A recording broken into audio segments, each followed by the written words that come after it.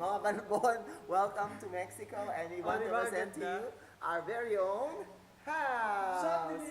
Oy, grabe, ang ganda-ganda dito. Mga inggitero, mamatay kayo sa inggit. And right now, we're gonna tour you around to our very special places. Rod, come on. This is the kitchen. This is the kitchen, people. Ayan. Yan. Ano, ha? Ano? Ano, yung paa. Anong masasabi mo, ha? Oh, ayan. Oh, ganda-ganda. Hi, Eugene. Ayan. Oh.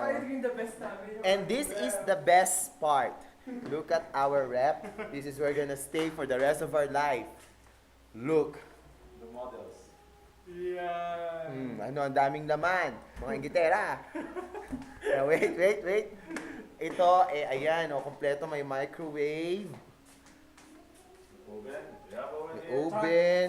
Side. May ubas. Yes. And all of these are for free. So if ever you come and visit Mexico, Tomate. what's Yeah. that? Tomate. Tomate.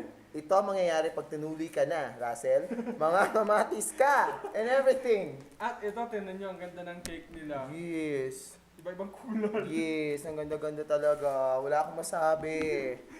At napakalamig dito. In fact, natulog si Rod ang nakahubad. So sobrang lamig. Ano? Ang tubig nila dito parang dispenser. Yes, ayan, no? Dahil ayaw ni sister kami nagugutom, ang pagkain. Ayan lang. Ayan, no? Ito daw yung bahay ng isang presidente. Sino nga presidente yon? Discuss, Eugene?